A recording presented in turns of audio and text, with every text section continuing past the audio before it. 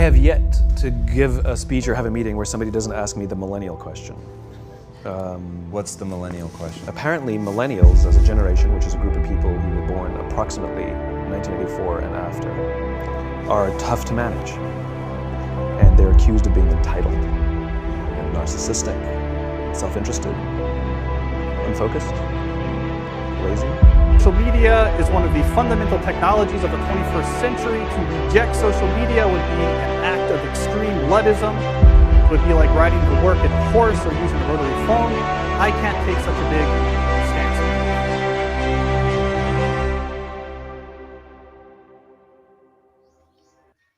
Anyone born between 1981 and 1996 is considered a millennial. This means that in 2020, a millennial is someone who will be between the ages of 24 and 39.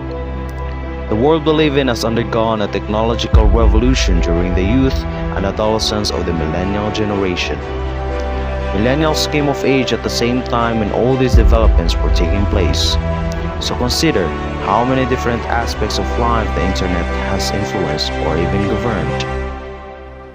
I am Friedrich Ivan. This is how millennials living in the IT era.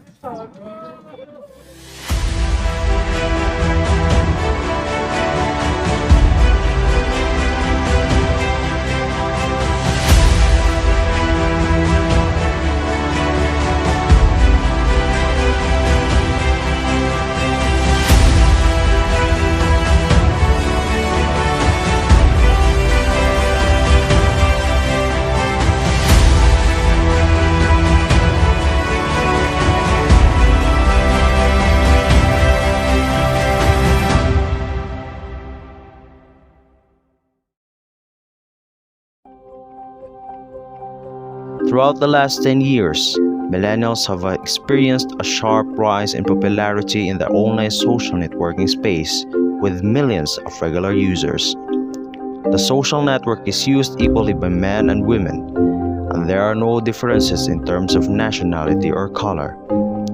The largest and most influential generation in the world today, millennials rose to the top thanks to innovation and technology, which supported them in terms of media platforms and placed them in a position where they develop addictive social media habits. They are most frequently addicted to technology like cell phones, laptops, and television.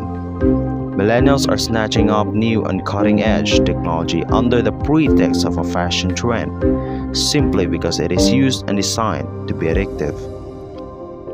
According to several studies, millennials are better at multitasking than previous generations in terms of competence and capacity. They are so adept at multitasking that they can complete schoolwork on a computer, conduct research on a tablet, and take notes while doing so. Later in the day, they may watch a movie in front of the television while simultaneously chatting with or texting a friend on Facebook from their phones or laptops. Users of Facebook are free to post their current status updates, leave comments on other people's posts, share images, and submit links to interesting stuff that isn't on Facebook itself.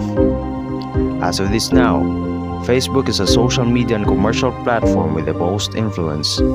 It increased to about 2 million active users per month and developed into the biggest social media platform with the broadest user base. Although the massive popularity of Facebook has already had an impact on adults under the age of 35, younger millennials are more likely than older generations to utilize social media networks for news and broadcast. With reference to trends and fashion, social media has grown more established and popular. As of right now, it is the most popular method of interaction and communication on a global scale. Researchers have outlined the many advantages of social media can offer users. As a result, it is considered to be one of the top learning tools for improving people's knowledge and communication skills. According to Kavitha and Bhuvaneswari, social media users' personal lives are reportedly impacted by it as a major social influence. A neurotransmitter called dopamine is released when millennials use their cell phones to access social media, and when someone receives a notice, it makes them feel better. They express their feelings through social media because they are anticipating a response, their emotions through social media because they are hoping for a response from others, and what makes them feel good. Dopamine is the exact same chemical that makes individuals feel good when they smoke and drink, so in other words, it is, yes, incredibly addictive. Some millennials discovered by accident the shocking effects of dopamine to help them manage the tensions and anxieties of puberty. But unfortunately, that becomes a bad example of growing up as an adult. Scientists who conducted certain experiments on many different societies made them notice that people spend less time on social media. Nowadays, almost everyone makes use of technology, whether it be for building fires, using devices for communication, or both. Millennials are the largest demographics using social media or the internet. In many ways, we can say that millennials are dependent or even obsessed, as the media portrays it to be, on technology. Contrary to what we may believe, technology has a much larger impact on our daily life. Our methods of socializing, communicating, and having fun have all changed as a result of this rapidly expanding technology. Our lives have been impacted by technology in practically every manner, from the smartphone revolution to clean energy. The technology that has facilitated our daily life includes the delivery services we use today, online payments, and the internet. In the 21st century, technology has advanced to such an extent that we cannot imagine our lives without it. It is often asked that if we are using technology, or is it technology using us? The printing press, smartphones, and the internet were all innovations that we produced in recent years that were beneficial to us and made our lives easier.